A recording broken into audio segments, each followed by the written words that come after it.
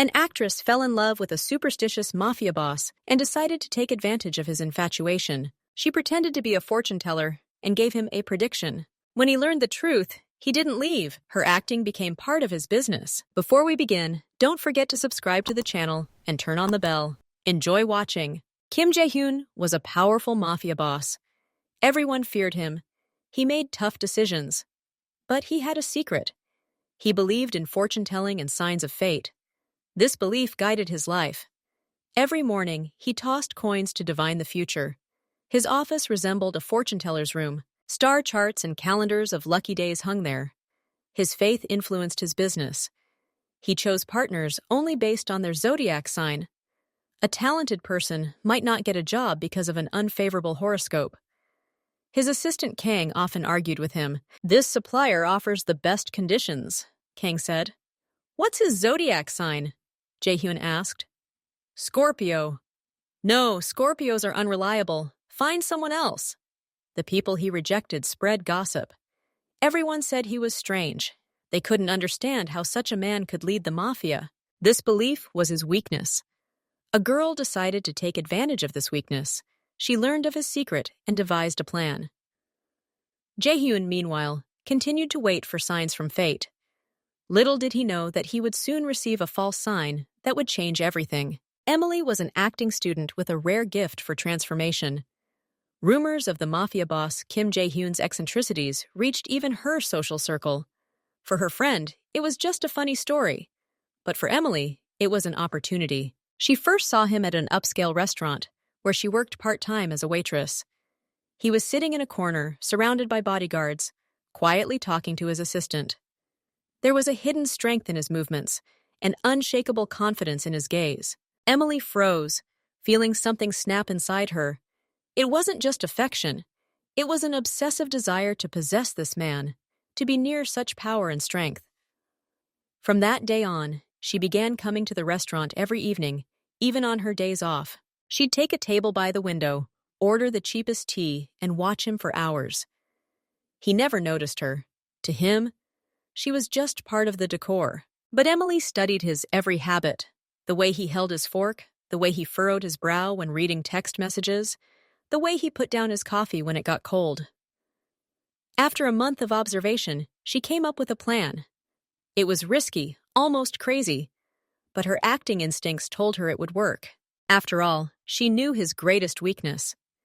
At drama school, she had a favorite role, a fortune teller from a classical play. She spent over a year researching the role, studying the gestures, facial expressions, and speech patterns of various fortune tellers. She even had special makeup that added 20 years to her face and sharpened her features. After several auditions, she realized she was unrecognizable in this role. The plan was simple in concept, but complex in execution. She was to meet him on the street outside a restaurant, disguised as a fortune teller. Her plan was to pique his curiosity. She was then to predict a meeting with a woman in a red dress who would bring him good luck. Then, the next day, she would appear there, this time disguised as this woman. Beautiful, vulnerable, just passing by. Emily thought through every detail. To portray the fortune teller, she wore a wig with gray streaks, special contacts that changed the color of her eyes, and a false nose. The makeup was so thick that it even altered the shape of her face. Her clothing, layered, colorful skirts and scarves, hid her figure.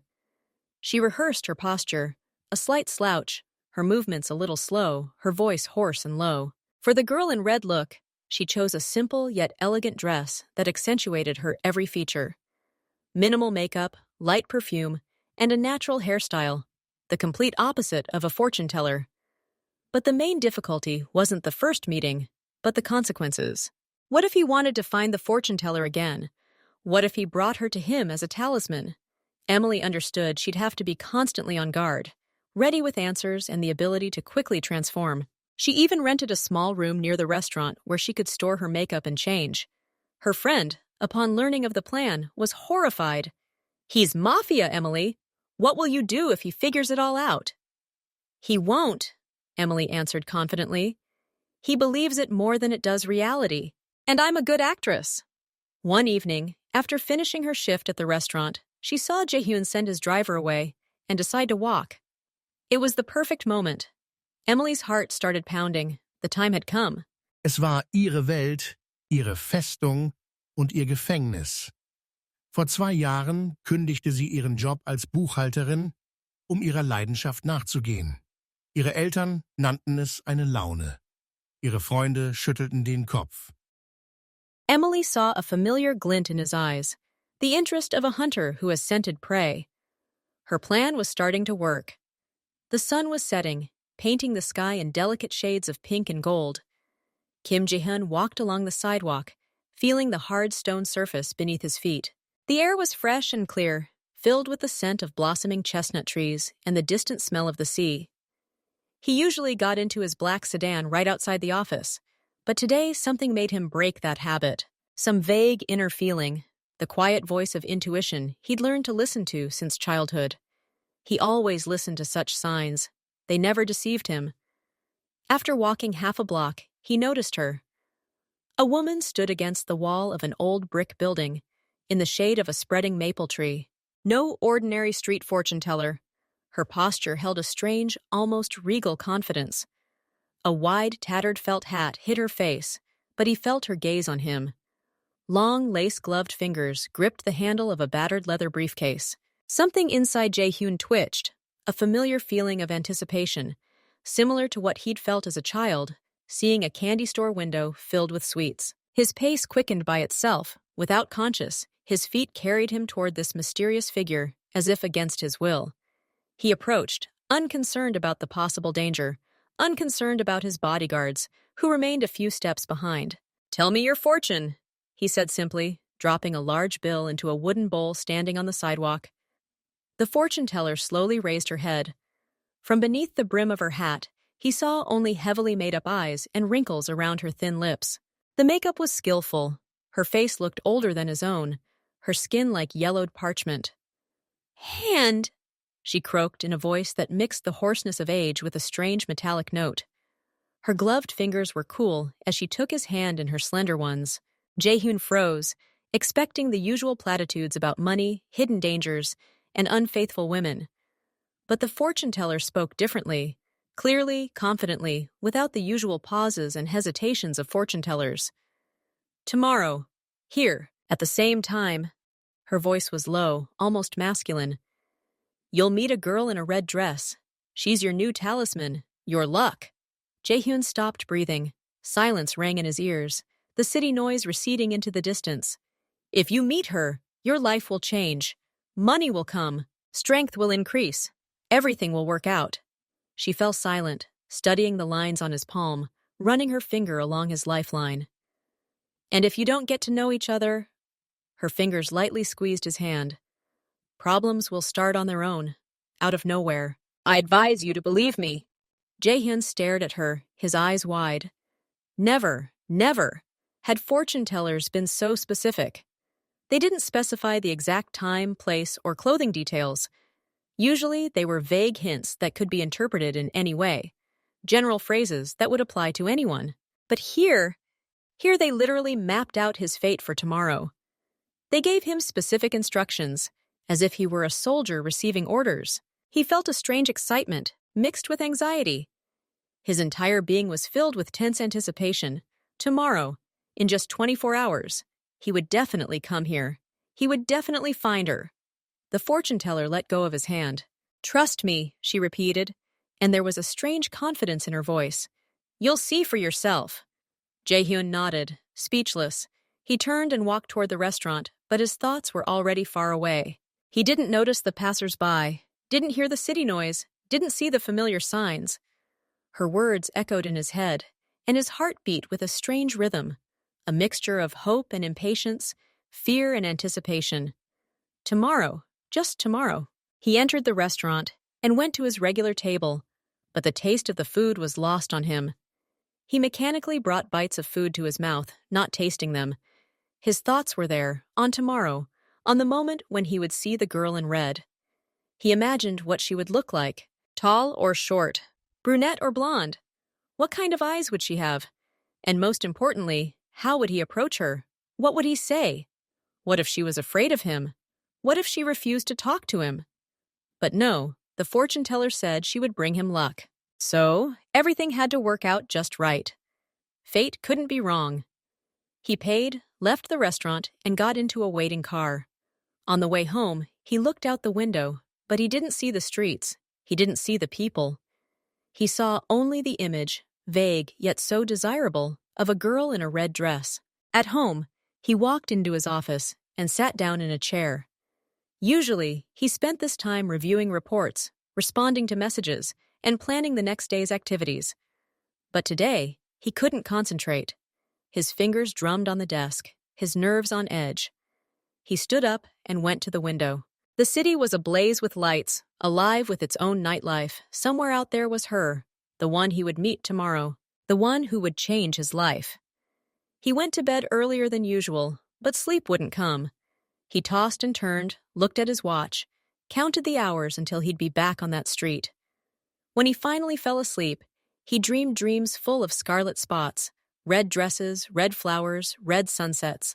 And through this redness, the fortune teller's voice pierced. Tomorrow, here, at this time. The morning began with the usual rituals. He tossed coins and received a favorable forecast. This gave him confidence. Everything would work out today. He dressed with particular care. He chose an expensive suit, but not flashy, elegant, and understated. He wanted to make a good impression, but not intimidate her. Before leaving, he canceled all his meetings and told his assistant he had important personal business. Can looked at him with slight confusion, but didn't ask any questions. And here he was again, on that street. Half an hour before the appointed time, he took up a position in the shade of the same maple tree from which the fortune teller had watched yesterday. His heart was pounding, his throat was dry. He peered at every passerby, every woman. There goes the girl in blue. No, not the one. There's the one in green. Also not the one. His gaze slid over faces, figures, clothes. And suddenly, she. From a distance, in the stream of people, he spotted a scarlet spot. Her dress was the color of ripe cherries, bright and eye-catching. She walked slowly, as if in no hurry, her chestnut hair fluttering in the gentle breeze. Jaehyun froze. It was her. He knew. His palms were sweaty, his chest tightened. He took a step forward, then another. They were getting closer.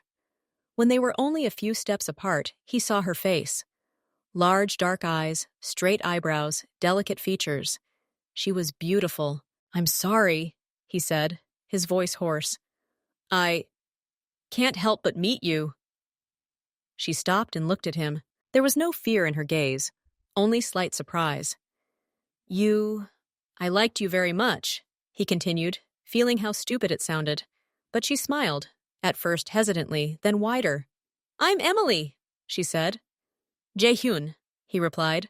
And at that moment, he felt it, a strange sensation, as if something had clicked into place, as if he had found a lost part of himself. He suggested going to a restaurant, and she agreed. As they walked it, he stole glances at her graceful neck, at her slender fingers, at the way she carried herself, with natural grace. He didn't know it was the beginning of a great lie. He saw only a sign from fate, something he had been waiting for so long. They entered the same restaurant he frequented so often. The maitre d', recognizing Jaehyun, immediately led them to his regular table in a secluded corner. Emily followed him, trying to keep her breathing even. Her heart was pounding, but years of acting training had taken their toll. Outwardly, she was the picture of calm. So this is what power looks like, flashed through her mind as she watched the staff fuss around them. They sat down. Jaehyun ordered the best wine from the menu without asking her preference. Emily pretended not to be bothered. "Tell me about yourself," he asked, his gaze intense and searching. Emily launched into a carefully crafted cover story. She said she worked as a dance teacher, that her parents lived in another city, that she wasn't in a serious relationship. Every word was carefully crafted, every detail believable. She laughed at the right moments, touched her hair, looked him in the eye. She did everything to appear natural. Jaehyun listened, and a strange sense of calm washed over him. He looked at her hands, at the way she held the glass, at the curve of her lips when she smiled. And with each passing minute, he convinced himself more and more. Yes, with her, I feel different. Better, calmer, stronger. I don't usually do things like that, he said suddenly, interrupting her story about her childhood dream of becoming a ballerina. Meet people on the street. I don't usually agree to go to a restaurant with strangers either, she smiled, and a cheerful sparkle flashed in her eyes. At that moment, his phone rang. Jaehyun glanced at the screen with irritation. It was a call from Kang. He was about to decline the call, but then changed his mind. Perhaps it was something urgent. Sorry, he said to Emily, holding the phone to his ear. Jaehyun Sam, Kang's voice sounded strange, a mixture of confusion and excitement. You won't believe it. Just now, all of our debtors, every single one, returned their money. Jaehyun froze, his fingers gripping his phone so tightly his knuckles turned white. What? Was all he could say. All 10 million, everything. This morning, within the last hour, transfers from everyone who owed us arrived in our accounts. I don't understand. This has never happened before. Jaehyun slowly lowered his phone, unable to utter a word. His gaze fell on Emily. She sat quietly sipping wine, curiously examining the dessert display. Her bright red dress stood out against the dark upholstery of the chair. And at that moment, everything came together in his mind. The fortune teller, the prediction, the girl in red, and now, the inexplicable, miraculous return of all his debts, 10 million, arriving precisely at the moment he met her. He looked at her, and her image seemed to glow from within. She sat there, beautiful, mysterious, and seemed the embodiment of good luck, his talisman, his destiny. Is everything okay? Emily asked, noticing his intense gaze. Jaehyun didn't answer right away. He continued to stare at her, a new light igniting in his eyes, a mixture of awe and possessiveness. Everything is more than fine, he finally said. His voice took on a new, strange intonation. Emily, I want to ask you something important. She raised her eyebrows, feigning mild surprise. We've only known each other for an hour, but I've never been so sure of anything in my life. You are my destiny. I can feel it. Emily feigned embarrassment, looking down. Her insides were churning with anticipation. I want you to be with me, he continued. His words sounded like a command, but there was also a strange plea in them. I promise you'll be happy with me. You'll have everything you want. You'll want for nothing. He reached across the table and covered her palm with his. His touch was warm, almost hot. Say you agree. Emily paused, as if considering. Then she looked up at him and said quietly, Yes. At that moment, she saw in his gaze more than just a man's interest in a woman. She saw faith, and she understood. The plan had worked better than she could have imagined. Weeks passed, then months. Emily moved into his spacious apartment with panoramic windows. She acquired expensive dresses, jewelry, and her own driver. But most importantly, she gained power over a man who had power over many. Jaehyun truly became lucky. He made lucrative deals, found new partners, and his business flourished. And with each success, his belief that Emily was his talisman grew stronger. He attributed all his achievements, every successful deal, to her. One morning, at breakfast, he casually mentioned, I need to run something today. I'll be back by lunch. But she saw something more in his eyes, that same strange spark that appeared when he spoke of anything mystical, and she realized he was going to the fortune teller. To her. Her heart sank, but the panic lasted only a moment. Years of acting training had taught her to adapt quickly. Of course, dear, she smiled. I have plans today, too. To meet a friend. She walked him to the elevator and kissed him goodbye. As soon as the elevator door closed, she became a whirlwind of activity. A quick call to her friend. A prearranged signal. Then, to the dressing room, where her old makeup and fortune-teller clothes were stored in a secret compartment. Her fingers trembled, but her movements were practiced. She had rehearsed this moment in front of the mirror many times.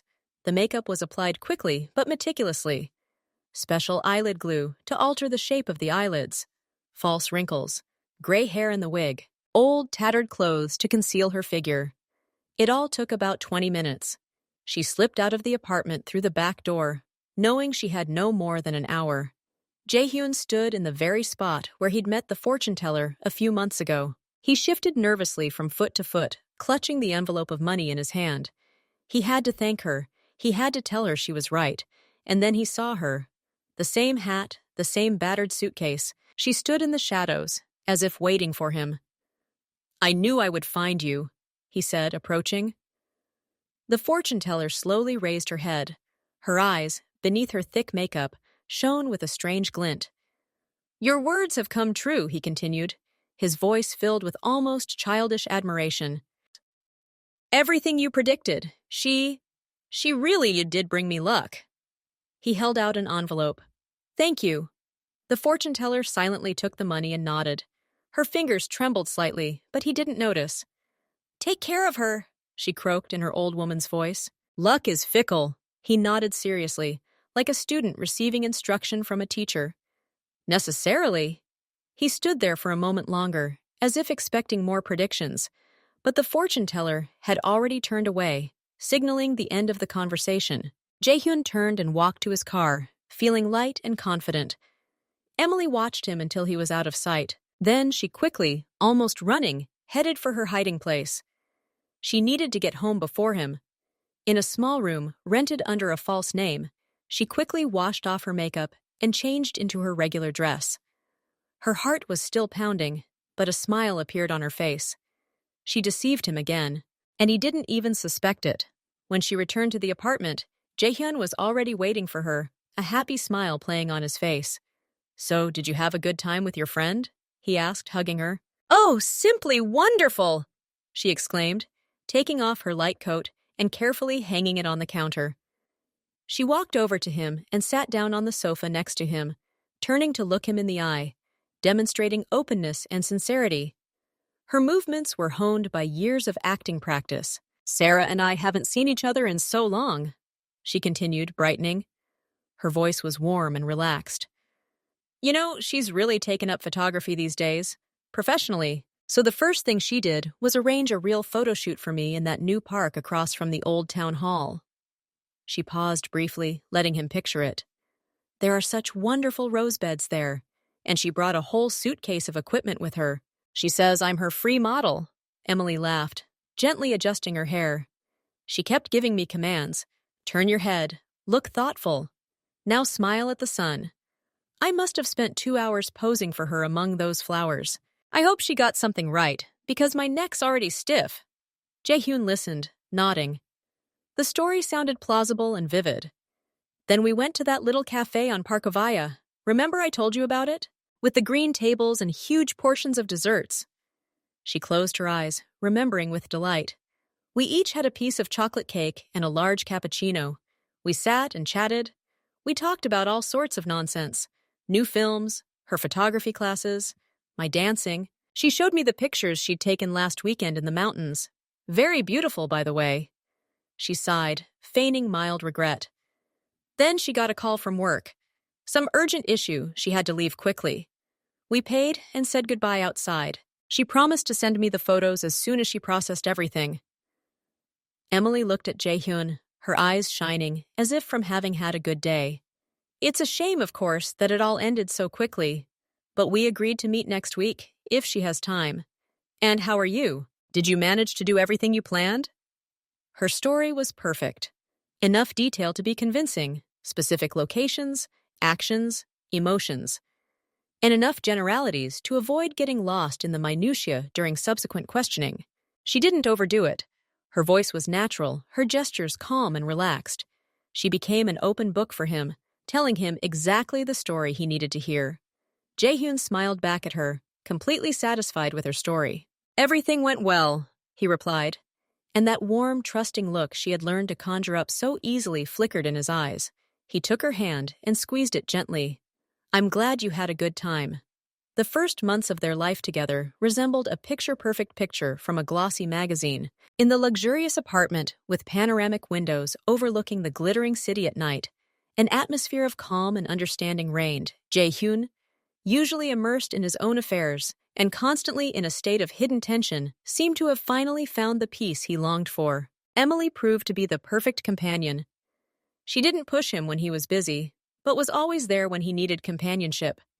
She learned to cook his favorite dishes, navigated his complex schedule, and always knew when to sit quietly with him and when to entertain him with light conversation. She became his haven, a place where he could unwind from the burdens of power and responsibility. And what was most astonishing was that his luck seemed to strengthen and consolidate. Business was booming with inexplicable ease. Competitors made unexpected concessions. Difficult negotiations were resolved in his favor, and new projects were profitable from the very first day. One morning, he received news that a major deal, months in the making and hanging by a thread, had unexpectedly been approved without a single revision. Another time, returning home, he found a letter from an old partner with whom he had had a strained relationship, offering a partnership on exceptionally favorable terms. Jae-hyun watched this, his faith growing stronger. He saw no logical chain of events, no meticulous planning, no simple coincidence. In his eyes, it was magic. Magic brought into his life by Emily. She became his living talisman, the embodiment of the good fortune that very same fortune teller had predicted. He began to attribute all his successes, even the most insignificant ones, to her. "It's thanks to you," he said, telling about a successfully completed deal. "You bring me luck," he whispered, holding her hand before an important meeting. Emily merely smiled modestly in response, feigning embarrassment at such faith. Inside, she felt mixed emotions. On the one hand, her plan had worked perfectly. He was enchanted, trusted her implicitly, and her position seemed unshakable. On the other hand, his blind faith was sometimes frightening. She saw how he, an intelligent and insightful man, rejected logical analysis in favor of his superstitions, and she understood how precarious her position could be if something went wrong. She carefully concealed all traces of her deception. She kept the fortune teller's clothes and accessories in the farthest corner of her wardrobe, behind a pile of winter clothes that were currently unused. It was her secret safe, her back door, which no one was supposed to know about. But fate likes to play with those who are too confident in their security. One morning, Jae-hyun had an important meeting with investors. It was one of those meetings that could determine the future of his business for years to come. He was always superstitious about such matters and decided to wear his lucky suit, a dark blue, perfectly fitting one, the one he wore when signing his most lucrative contracts. "Emily, have you seen my blue suit?" he asked, rummaging through his wardrobe. The sound of running water came from the bathroom. "I think I sent it to the dry cleaners, dear," she replied, "but I'll check everything as soon as I get out." She was getting ready to go to the grocery store, and a few minutes later, already dressed, she kissed him on the cheek and left, promising to be back when he returned from the meeting. Jae-hyun continued his search. He rummaged through his entire closet, checked the dry cleaning basket, and peered into the guest bedroom. Nothing. Time was running out before the meeting, and he was starting to get nervous. His lucky suit had become more than just clothing for him, but a ritual object, and the thought of going to an important meeting without it was unsettling. In desperation, his gaze fell on Emily's closet. Sometimes she would mistakenly hang his clothes with hers. He never looked in her closet, respecting her privacy. But now the situation seemed exceptional. He slowly opened the door. The closet was impeccably organized. Dresses, blouses, and suits hung in strict order, neatly arranged by color and season. His suit wasn't there. He was about to close the door when his attention was drawn to a small pile of clothes on the very top shelf, in the far corner. Something dark and shapeless, clearly out of place in the elegant order of her wardrobe. Out of curiosity, he reached in and pulled it out. In his hands was a folded pile of clothes made of rough, slightly itchy fabric. Several colorful skirts, a shapeless, oddly cut blouse, and a large woolen scarf embroidered with careless patterns. He unfolded the scarf, and something clicked in his memory. The fabric, the pattern. He'd definitely seen it before. He glanced down at the other things. A pair of worn-out, low-heeled shoes and a small, tattered handbag lay there. His heart began to beat faster, not yet understanding, but already anticipating something terrible. He glanced at the scarf again, and then his memory helpfully presented him with an image. A dark alley, an old fortune teller, and that same colorful scarf covering her shoulders. Unsure of himself, he held the cloth to his face. His sense of smell, always keen, caught a subtle yet familiar scent. A mixture of incense, old leather, and the distinctive perfume he'd given Emily the first month they'd known each other, which he'd noticed she'd stopped using a few weeks ago. It was as if something had exploded in his head. One by one, like dominoes, the inconsistencies he'd previously preferred to ignore began to appear. The fortune-teller's all-too-convenient appearance, just when he'd decided to take a stroll. Her prediction, all too precise, unlike the vague hints of street soothsayers. The perfect coincidence, meeting Emily at precisely the appointed time and place. Her strange, almost theatrical naturalness in the first few days. Her sudden meetings with friends, which always coincided with the moments when it occurred to him to seek out that very same fortune-teller. He remembered how she had discouraged him from searching for the old woman, saying that true magic doesn't like to be chased. He had taken that as wisdom, and now it seemed like part of the plan. He stood in the middle of the bedroom, clutching the rough fabric of the scarf, and felt the ground shift beneath his feet. Their entire idol, his entire belief in fate, in magic, in her special role in his life. It all turned out to be a gigantic, meticulously crafted lie. He, Kim Jae-hyun, feared and respected, considered insightful and intelligent, had been cruelly and cynically deceived by a young girl. His foolish, naive belief in fortune-tellers, ridiculed by everyone around him, but stubbornly continued to believe in, ultimately made him a laughingstock. He became what everyone always feared he would become, a fool deceived by a charlatan. Fury, hot and all-consuming, rose in his throat. It wasn't just anger at the betrayal of the woman he loved. It was rage at himself, at his blindness, at his stubborn refusal to see the obvious, at allowing this spectacle to go on for so long. He heard the front door click. Jae-hyun, I'm home! Emily's cheerful voice came from the hallway. Are you still here? How was the meeting? He didn't answer. He continued to stand there, handkerchief in hand, his back tense, his gaze fixed on nothing. Footsteps approached the bedroom. Darling, you wouldn't believe how fresh. Emily froze in the doorway. Her gaze slid over his face, his posture, and then fell on the colorful fabric in his hand. All the blood drained from her face. The smile froze and slowly faded from her lips, replaced by an expression of chilling horror. She understood everything without a single word. A complete silence fell, drawn out and oppressive, a question that shouldn't have been asked, and an answer that shouldn't have been spoken, hung in the air. Jae-hyun slowly turned to face her. His eyes, which usually looked at her with warmth and adoration, were now cold and empty, like two pieces of ice. Explain it. His voice was quiet, but in this silence it rang louder than any shout. He didn't hand her the handkerchief, but rather tossed it onto the floor between them, like a challenge. Emily tried to speak, but only an incoherent sound came out. Her acting skills, her ability to improvise, all of it shattered against the stone wall of his gaze. She saw more than just anger. She saw collapse. The collapse of everything he'd built in his mind all these months, and she understood that no amount of excuses would help now. The puzzle had come together, and the picture was mercilessly clear.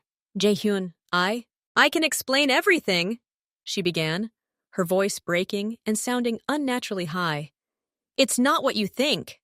He was silent. His motionless figure spoke louder than any words.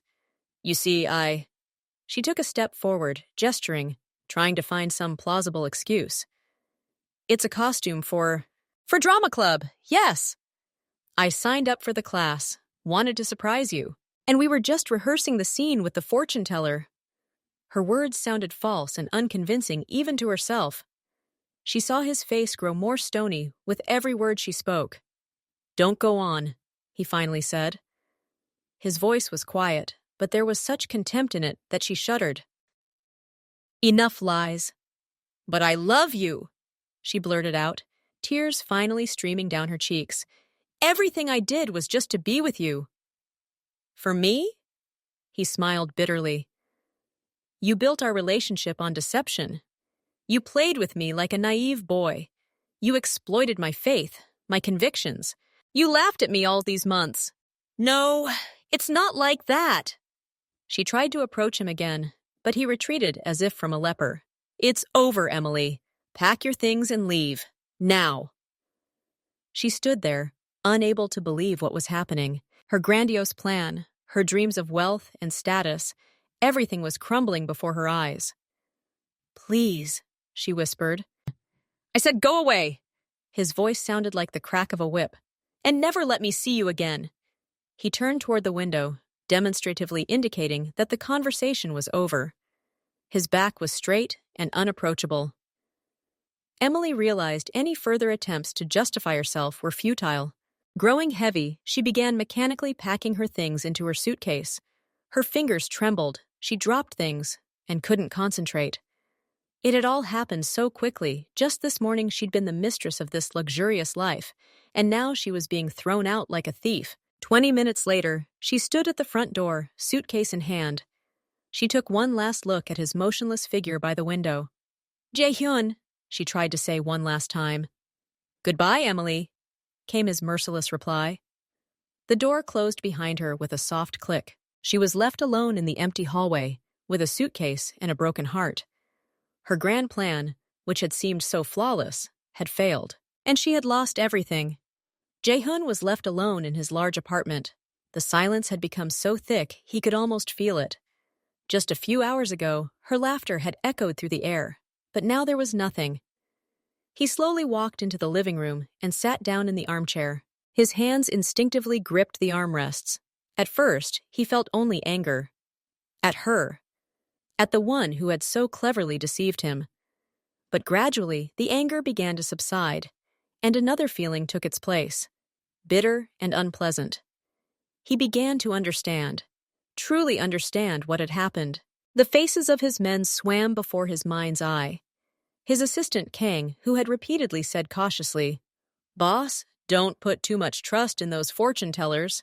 His other subordinates, who had averted their eyes when he recounted his new predictions, they all saw, they all knew it was a lie. But he, so smart and perceptive, didn't see. He believed. They were right, he thought slowly. Every single one of them was right. This thought was the most bitter of all. He, the mafia boss everyone feared, turned out to be a common fool. He had been fooled by a young girl, and all because of his foolish faith. He stood up and walked over to the table where he kept his most valuable possessions. Not money or weapons. No. Here lay his astrological charts, old, tattered fortune-telling books, a Chinese calendar of auspicious days, various stones and amulets that were supposed to bring good luck. He looked at all this and felt ashamed, like a child caught in a stupid prank. With one sharp movement of his hand, he swept everything off the table. Cards scattered across the floor, books fell with a dull thud, pebbles rolled in all directions. It's all a lie, he thought, looking at the mess. Nothing but lies. And I believed it. I, like a little boy, believed in fairy tales.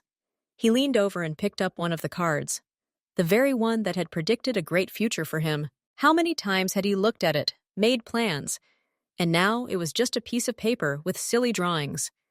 He tore the map in half, then another and another. He wasn't just destroying things, he was destroying his faith. The same faith that had lived within him since childhood. The faith that had driven him to look for signs in every random event. The faith that had made him a laughingstock. Charlatans, he repeated to himself. They're all charlatans. And I was blind. He walked to the window. The city was ablaze with lights. Down below, life was in full swing. People were making plans, making deals, deceiving each other. Real life. And all this time, he'd been living in a world of illusions. He gave himself his word. Firm and final, never again. Never again would he believe in fortune-telling. Never in signs of fate. Never in prophecies. From now on, only facts. Only what can be touched and verified. Only logic. Only reality. This lesson was cruel. It cost him love, the one that turned out to be a lie. It cost him pride, for now he knew he had been a fool. But he learned this lesson forever. Like a scar that will remain for the rest of his life. A reminder. Don't believe fairy tales. Don't be naive. He's no longer the man who trusts fortune-tellers. He's become the man he once was. Tough, practical, and trusting only himself. Never again.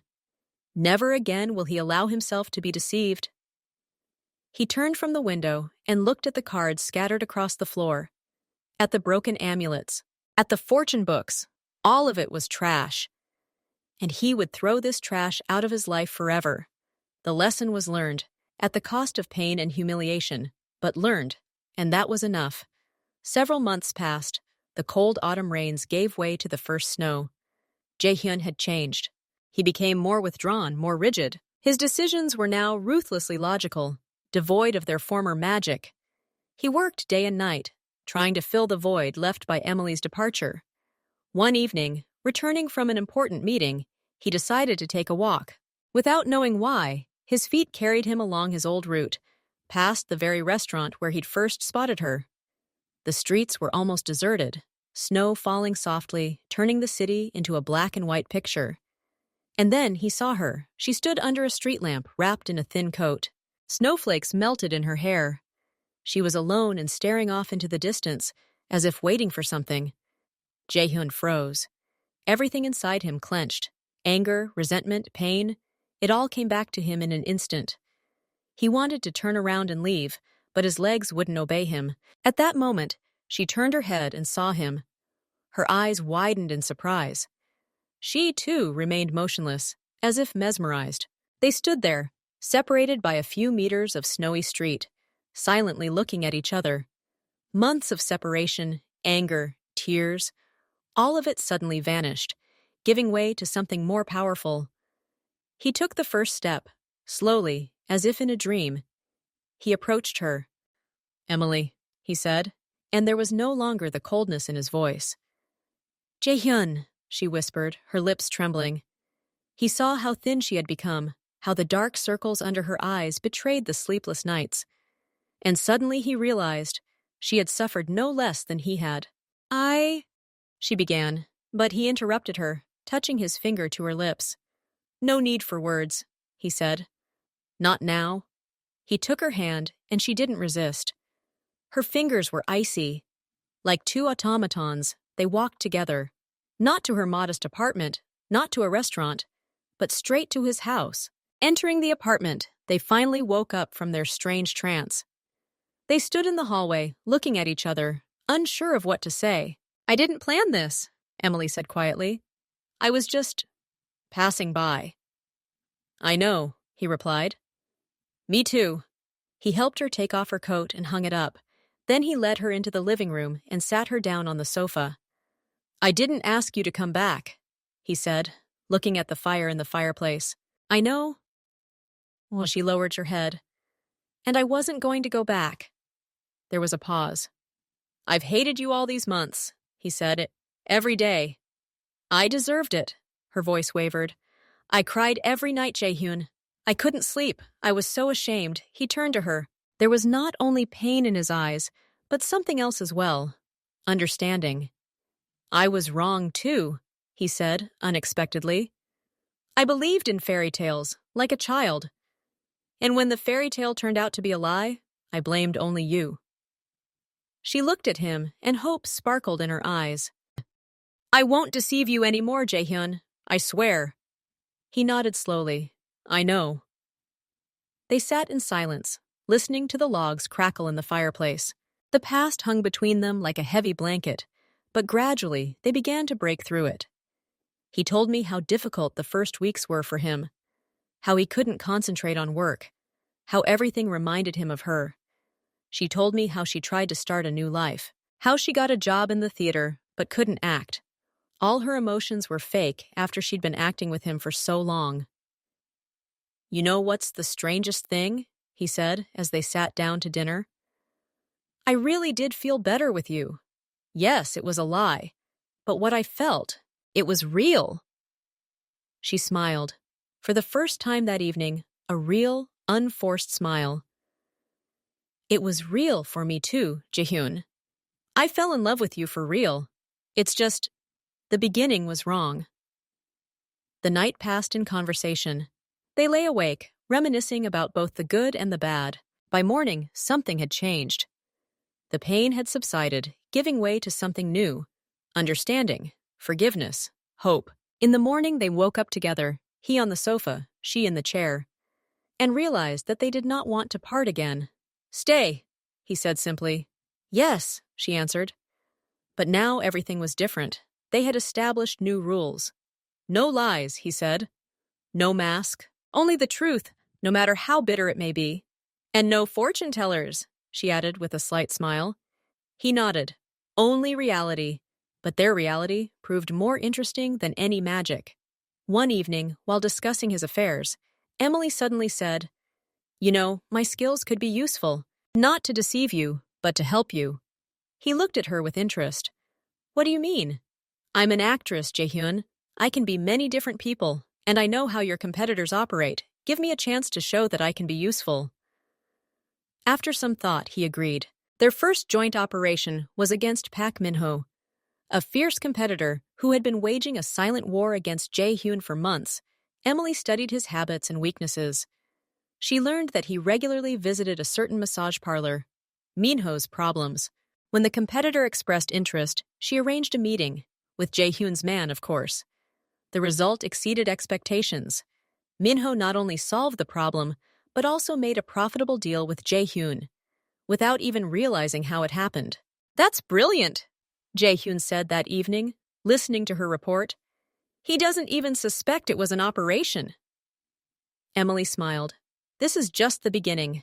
The next target was Kim Seok-ju, an old enemy known for his suspiciousness.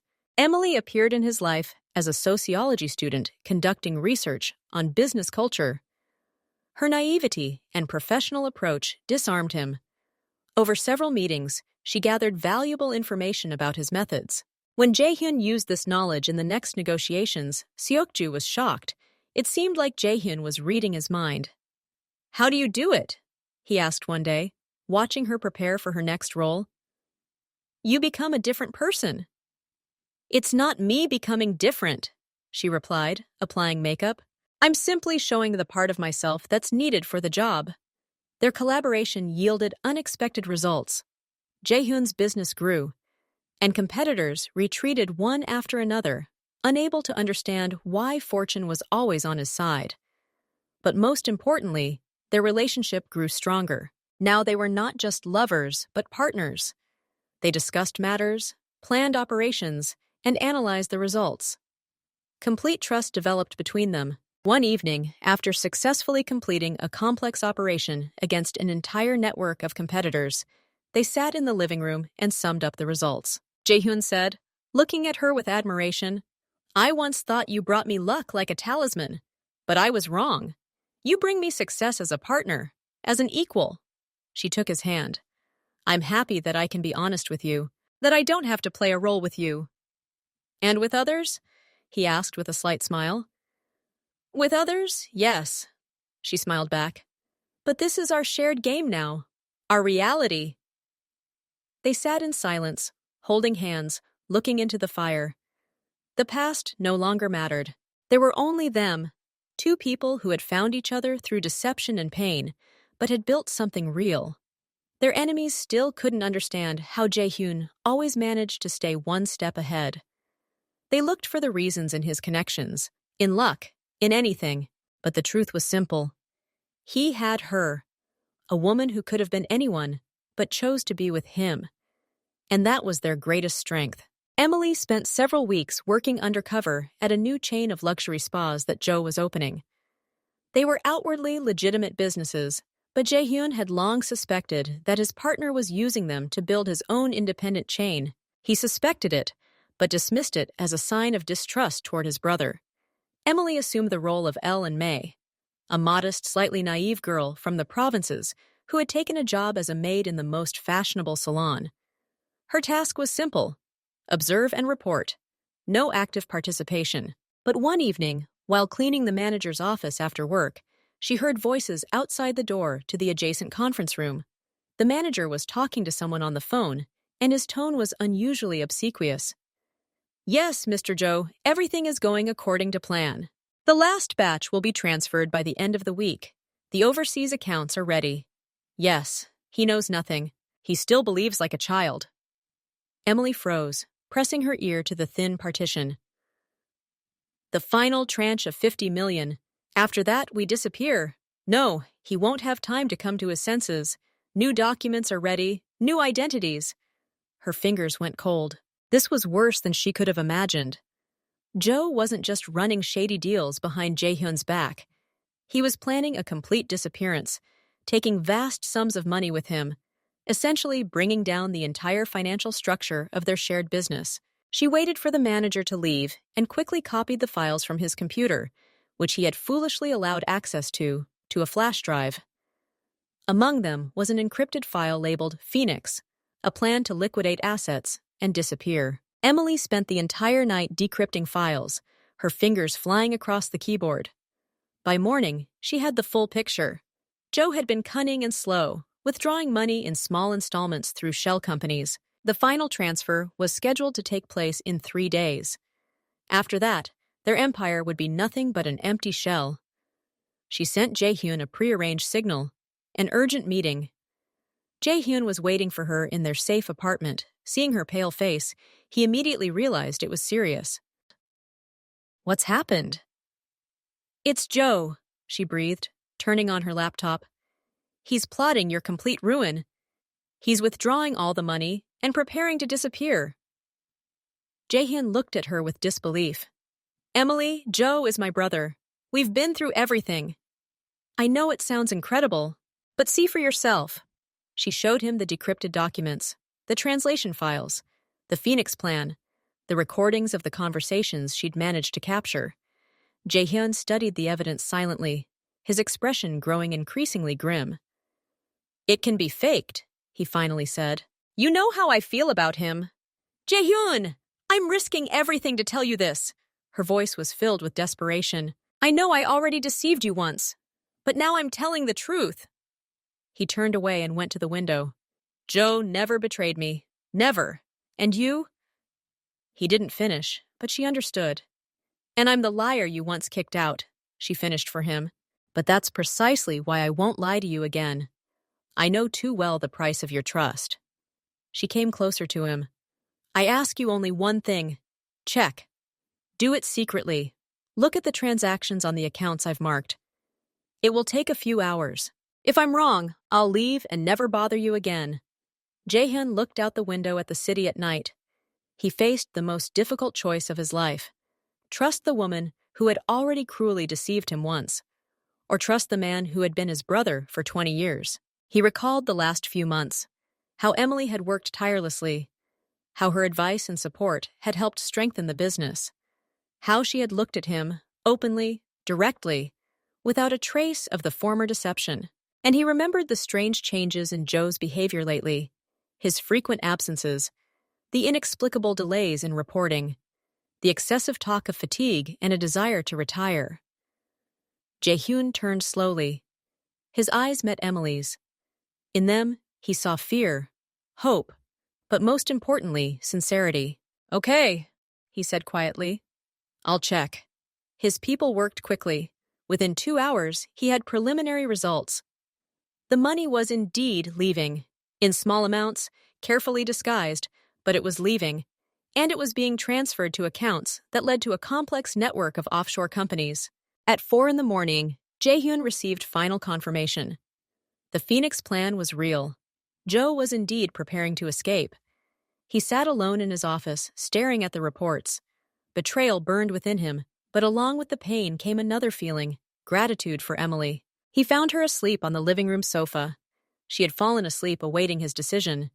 He quietly approached and touched her shoulder. She woke up instantly, her eyes immediately finding him. "You were right," he said simply. "It's all true." She closed her eyes for a moment, and a wave of relief crossed her face. "What are you going to do?" she asked quietly. "First, save the business. Stop the final transfer. And then?" He fell silent. "Then I'll deal with Joe." They worked throughout the rest of the night. Jae-hyun acted quickly and decisively. He froze accounts, transferred assets, and isolated Joe's people from key operations. And when morning came, he called Joe. "Let's meet at the old port," he said without preamble. "Where we started." When Joe arrived, he didn't yet know his plan had been discovered. He walked through the empty warehouse with a smile. Jaehyun, brother, what's the urgency? Jaehyun stood with his back to him, looking at the water. Remember how we started? He asked quietly. We spent the night here because we didn't have money for a place to live. We shared a bowl of noodles. Of course I remember. Joe patted him on the shoulder. We've come a long way. Yes. Jaehyun turned around, his face stony. A very long time, until the betrayal. The smile disappeared from Joe's face. What do you mean? I mean the Phoenix plan, and the 50 million you wanted to take with you. Joe turned pale and took a step back. Jaehyun, I don't know. Don't, Jaehyun interrupted him sharply. It's over. Your accounts are frozen. Your people are arrested. All that's left of you is an empty shell. He came closer. Why, Joe? 20 years side by side. Why? Joe's face twisted into a grimace of anger. Why? Because I was always in your shadow. I was the one making the toughest deals. I was the one doing the dirty work. And the fame and respect always went to you. I'm tired of being your shadow, Jaehyun. Jaehyun looked at him with bitter understanding. I would have given you everything if you had asked. We were brothers. Brothers don't own the business, Joe hissed. Brothers split it in half, and you always thought of it as yours. Jaehyun nodded silently. He gestured to his men standing in the shadows. Take him away. Let him disappear. Just like I planned. When it was all over, Jaehyun returned home. Emily was waiting for him. He walked up to her and, without saying a word, hugged her. They stood there for a long time, two people who had saved each other from various forms of betrayal. Thank you, he finally whispered. You saved more than just the business. You saved me from the worst disappointment. She pressed herself against him. I just did what I had to, as a partner, and as a woman who loves you. That evening, Jaehyun finally realized that sometimes you need to trust not the past, but what you see in the present. And his present was with her, with the woman who had once deceived him, but had now become his most loyal ally. Kim Jae-hyun stood by the panoramic window of his apartment, clutching a glass of whiskey. The ice had already melted, diluting the expensive spirit with water, but he didn't notice. His gaze was fixed on the night city, but he saw not the lights of Seoul, but her face. Emily's face, contorted with pain and disappointment, just a few hours ago. Their quarrel erupted suddenly, like a summer thunderstorm. The reason was trivial. He criticized her plan to neutralize a new competitor. But behind this triviality lay something more. Months of pent-up tension, unspoken grievances, and disagreements. You've become too risky, he shouted, his face flushed with anger. Your schemes work, but one mistake and we'll all be ruined. And your caution borders on cowardice, she retorted, her eyes flashing. You used to be a lion, and now you've become a timid cat. Business doesn't stand still, Jaehyun. If you don't move forward, you'll be crushed. I've been building this empire for 20 years. He slammed the glass down on the table, spilling the liquid. I know what I'm doing, and you're just a girl playing spy. There was a dead silence. His words hung in the air, sharp and venomous as a knife blade. Emily took a step back, her face turning white. The girl, she repeated slowly, who saved you from ruin, who exposed your best friend's betrayal. So that's how you see me.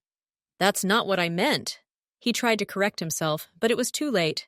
No, Jae-hyun, her voice wavered, but she forced herself to remain firm. That's exactly what you meant.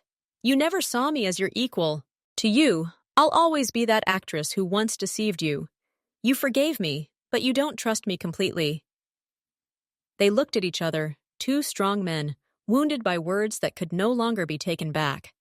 Maybe we should break up, she said quietly. The words escaped her against her will, but once spoken, they took on a terrifying reality. Jae-hyun, still overcome with anger and wounded pride, nodded sharply. Perhaps you're right. Our methods are too different. And so, in a matter of minutes, what they had spent months building collapsed. Without another word, Emily turned and left. The door closed with a quiet but final click. Jaehyun spent the first few days of their separation in a strange numbness. The anger subsided, leaving behind a void. He immersed himself in his work, trying to drown out the voice that whispered he'd made a terrible mistake. But gradually, he began to notice changes. Small at first, but increasingly obvious. His people, accustomed to Emily's clear and elegant schemes, began to make mistakes. The negotiations, which she had masterfully conducted, reached a dead end. Competitors, whom she had kept in check with her acting skills and ability to anticipate their moves, sensed weakness and began to attack. 3 weeks later, the first serious blow arrived. A major supply deal Emily had been preparing for months fell through at the very last moment. The partners suddenly refused to sign the contract, citing unfavorable circumstances. Kang later discovered that they had been outbid by one of Jae-hyun's old enemies, the same one Emily had once convinced to cooperate by posing as the daughter of an influential politician. Jae-hyun threw the folder with the documents about the wall in anger. How did this happen? Why did we only find out about this now? Khan stood with his head down. Miss Emily always had her own channels of information. She sensed things like this in advance. Our people, they couldn't foresee it. A week later, problems with the authorities began. Tax audits, surprise raids on warehouses, all of these were methods Emily skillfully neutralized by finding common ground with the right officials or possessing compromising information on them. Now, however, her sophisticated networks of influence, which she had been weaving for months, were left unmanaged and began to unravel. Jae-hyun sat in his office, staring at reports of mounting losses. His empire, which he had spent 2 decades building, was beginning to show cracks, and he understood it was all because he had lost her. Lost not the woman who had stolen his heart, but the brilliant strategist who had become his most valuable asset. The thought was bitter and humiliating. He, Kim Jae-hyun, the most powerful mafia boss in Seoul, was on the brink of ruin because he had lost one woman. That's when he made his decision. Rational, cold, devoid of any emotion. He had to get her back, not because he loved her, but because his business couldn't function without her. He found her new number through his hacker and called her. "Emily," he said when she answered. His voice was calm and businesslike. "We need to meet. We need to talk business." She agreed, but he detected a slight wariness in her voice. They met in a neutral location, an expensive but secluded restaurant where Jae-hyun had a private room. Emily walked in, stern, collected, and beautiful, but there was no longer the warmth in her eyes as she looked at him. "Jae-hyun," she nodded to him, sitting down opposite him. "Emily," he paused, choosing his words. "I'll be brief. The last few weeks have shown that your departure has caused serious damage to the business." She raised an eyebrow but said nothing. "Your methods, they were effective," he continued, trying to sound as neutral as possible. "People have become accustomed to your style of work. Without you, we're losing ground." "And what do you propose?" she asked, her voice even and emotionless. "I'm offering you a return, on your terms, a higher share of the profits, complete freedom of action in operations. You'll be my right hand. Essentially, an equal partner." He laid out his terms clearly, as if in a business negotiation. A lucrative contract, bonuses, guarantees, everything that could interest a valuable employee. Everything except one thing. He didn't say a word about his feelings, not a word about missing her, that these weeks without her had been hell. Emily listened silently, her face impassive. When he finished, she looked at him for a few seconds, as if studying him. "Is that all?" she finally asked. "What do you mean?" "You're asking me to come back because your business is suffering. Because I'm useful. You didn't say you wanted me to come back because I am me." Jae-hyun felt a slight irritation. He had expected her to appreciate his businesslike approach. "Emily, we're both adults. Our personal feelings shouldn't interfere with business. I'm offering you a lucrative deal."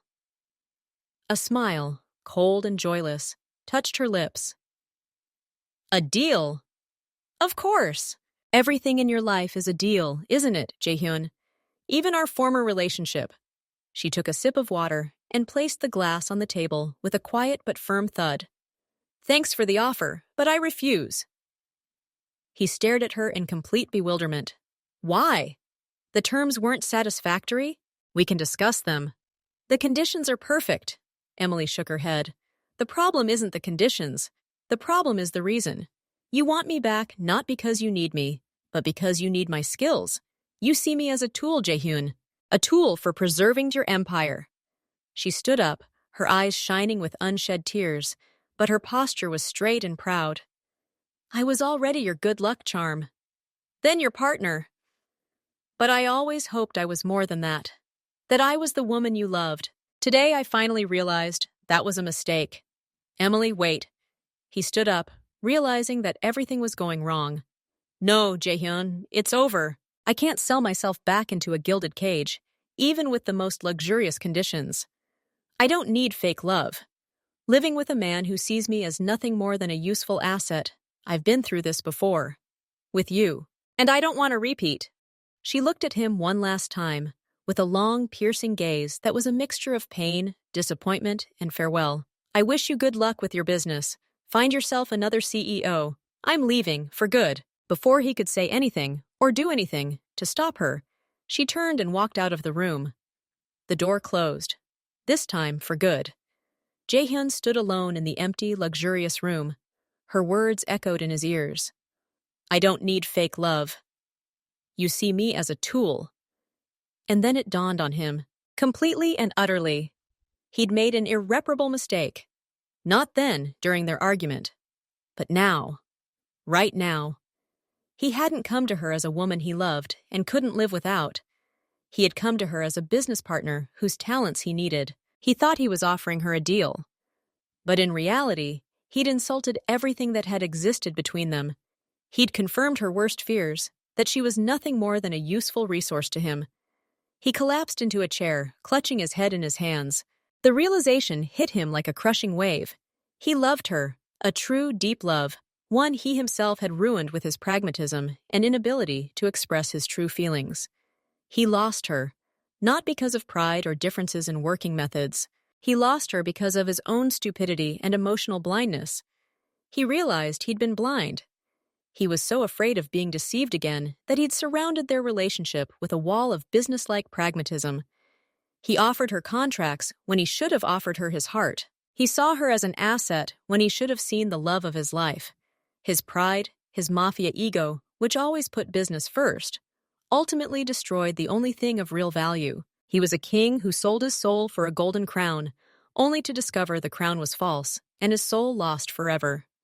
He was no longer angry with her. He admired her strength, the strength to leave when she realized her love was just a bargaining chip in his game. He, with his power and connections, proved weaker than this fragile girl who preferred poverty and loneliness to the false existence of his presence. Jaehyun picked up his favorite pen from the table, the one she'd given him after their first successful operation together. He remembered her joke, now you'll only sign her lucrative contracts. He squeezed it in his hand, feeling a lump rise in his throat. He lost. Not to his competitors, not to the police. He lost to himself, to his fears, his insecurities, his inability to distinguish true treasure from glittering tinsel.